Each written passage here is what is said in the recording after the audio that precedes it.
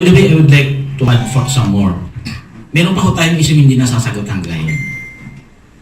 Ano ho ang nangyari as far as utilization of savings in 2016 and 2017 and 2018?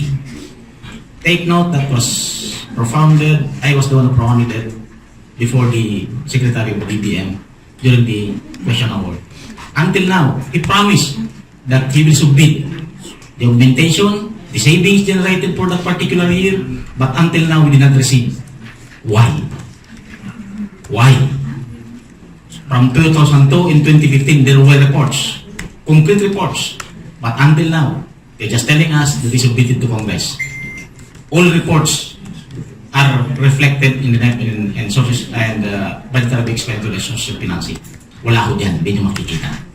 Wala ko sa net, yung report. Why only this particular expenditure year, 2016, 2017, and 2019?